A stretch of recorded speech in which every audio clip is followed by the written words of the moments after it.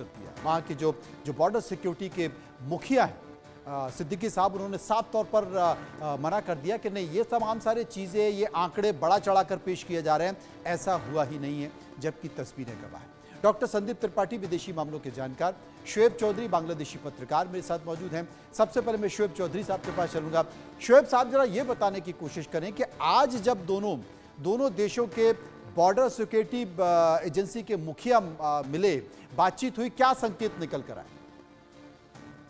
बहुत धन्यवाद भाई मनोज भाई। देखिए, ये बांग्लादेश की अभी जो जंगी राज है यूनुस, इसके मकसद है कि कैसे भारत के अंदर आतंकवादी फैलाए। और आपने जो कह रहे थे अभी बॉर्डर के बारे में, आपको मैंने पहले बताया कि बांग्लादेश में अभी उल्फा की ट्रेनिंग कैंप चालू होगी 5, और परेश बरुआ भी बांग्लादेश में है। इसके साथ एक और इंफॉर्मेशन में आपके इजाजत लेकर आपसे शेयर करना चाहता हूँ कि यूनुस हुकूमत ने 2 काम की पिछले हफ्ते।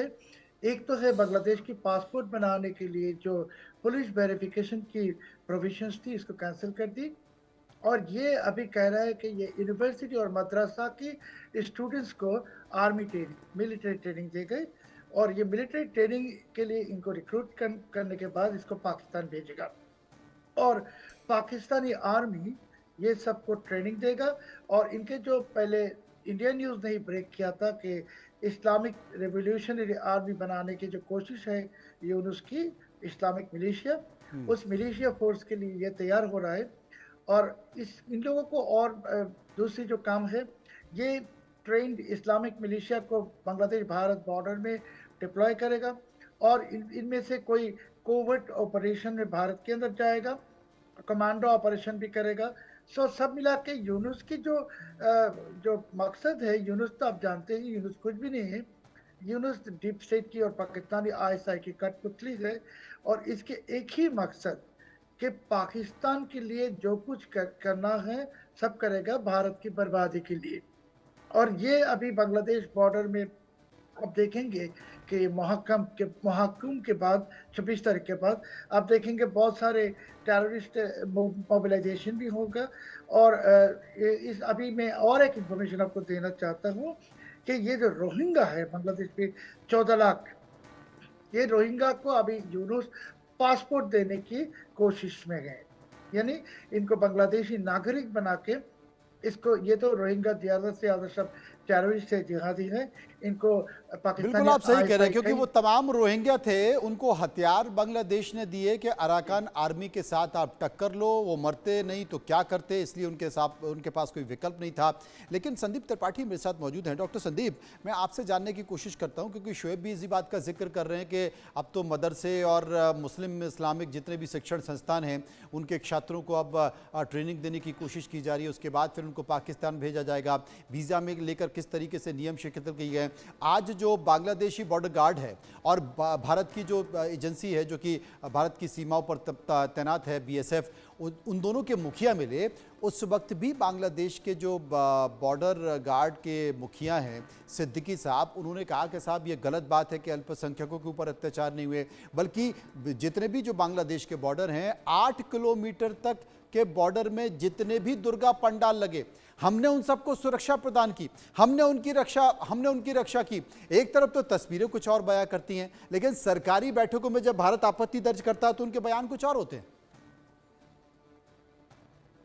देखिए, अभी शुएब साहब बहुत अच्छी बात बता रहे थे कि आखिर बांग्लादेश का नजरिया क्या है।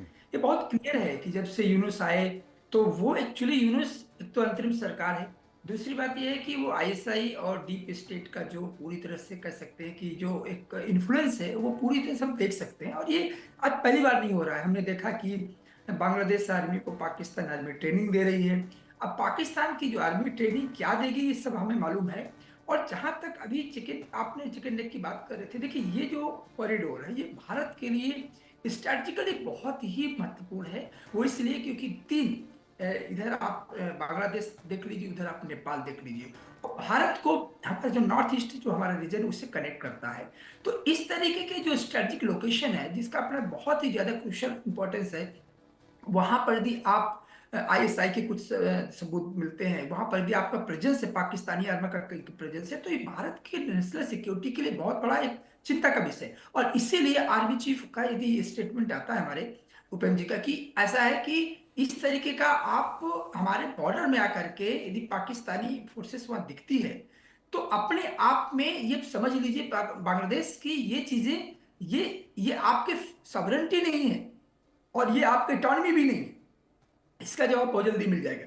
तो समझना ये है कि आज भारत इस पोजीशन में है बांग्लादेश को सॉरी बताने के लिए सॉरी कि जी। कि यदि बांग्लादेश की धरती से भारत की एकता और भारत के अखंडता में कहीं से कोई यदि आ जाती है, तो उसका बहुत सही से टिट फॉर टैट का जवाब बांग्लादेश को मिलेगा। और मोहम्मद यूनुस को अभी तक ये बात समझ में नहीं आ रही कि दरअसल आप हो क्या। आप सिविलियन गवर्नमेंट के इलेक्टेड भी नहीं हो। बांग्लादेश होना क्या चाहिए था, स्टेबलाइजर की ओर बढ़ना था। वो क्या था, शेख हसीना के बाद बांग्लादेश को बढ़ना था स्टेबिलिटी की ओर। बांग्लादेश बढ़ रहा है पाकिस्तान के टोन में मिला करके इंडिया अगेंस्ट की ओर। तो ये इस देश के डेस्टिनी पर, इस देश के सोसाइटी पर बहुत बड़ा एक तरह से कह सकते हैं कि एक क्वेश्चन मार्क है। जो बांग्लादेश अभी 6 महीने पहले तक एक मेन स्ट्रीम डेवलपमेंट को लेकर बढ़ रहा था, इंडिया से और चाइना से दोनों से बैलेंस बना करके विकास कर रहा जी। था, आज सडनली वही बांग्लादेश यदि आज इस तरह की पोजीशन में, तो भारत की राष्ट्रीय सुरक्षा के लिए बहुत बड़ा खतरा है। और मुझे लगता है कि हमारी आर्मी और हमारी सरकार इस बात के लिए सचेत है कि यदि बांग्लादेश कुछ भी ऐसी यदि कार्रवाई करता है तो उसको बहुत अच्छे से जवाब देगा। उसको बहुत अच्छे से जवाब देने की तैयारी भारत कर चुका है। लेकिन जिस तरीके से पाकिस्तान और बांग्लादेश मिलकर खेल कर रहे हैं, भारत के बॉर्डर पर लगातार परेश बरुआ की एक्टिविटी दिखाई दे रही है, जैसे कि शुएब जिक्र कर रहे हैं, और कई आतंकवादी और उग्रवादी कैंप भी वहां पर लगाने की कोशिश की जा रही है। लेकिन भारत ने दो टूक साफ कह दिया है कि जो बाढ़ लगाने का काम है वो हम पूरा करके रहेंगे, आपकी तरफ से कोई भी दखल इसमें नहीं दिया जाएगा। और अल्पसंख्यक, बॉर्डर पर रहने वाले अल्पसंख्यकों के हितों की रक्षा भी आपको करनी है, क्योंकि अगर शिकायत